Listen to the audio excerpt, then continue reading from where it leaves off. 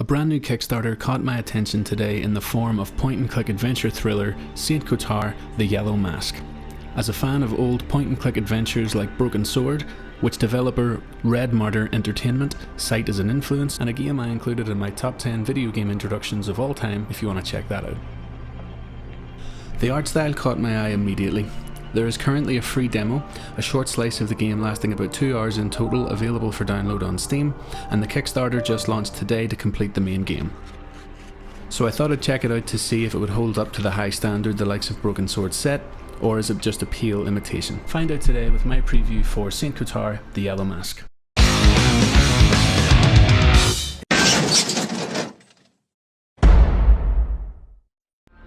The demo opens in what I can only describe as a Dante's Inferno inspired nightmare. Where Broken Sword would lean into sarcasm, wit and charm, this game seems to be leaning in a darker and more bleak direction. I must get out of here before it's too late. The first thing you'll notice about the game is the striking 2.5D art style. Backgrounds are lovingly hand-drawn and really bring you back to the point-and-click classics from the 90s. The character models are a bit less polished, but the game is in its very early stages. You take control of Nikolai and Benedict throughout the demo, with an interesting mechanic letting you switch between them, which can be developed further for interesting puzzles in the full game.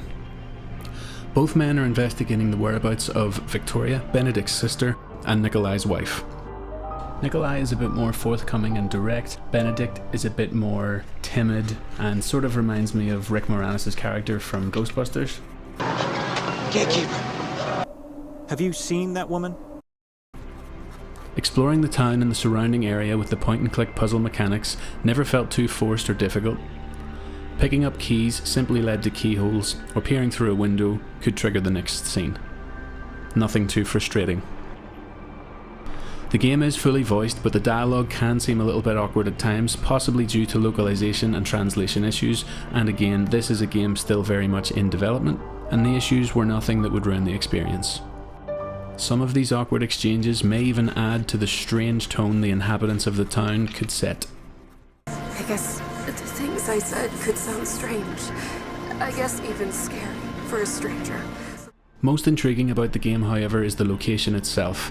The mention of a mysterious festival the night before, and a plot involving murder, devil worship and the occult. It feels like there will be a lot more to dig into here on release of the final game. The Kickstarter page does state that the game will not make its final release if it doesn't meet its funding goals, so if a darker and macabre take on the Broken Sword point-and-click puzzler adventure sounds up your street, head over to the Kickstarter page now and check out its tiers.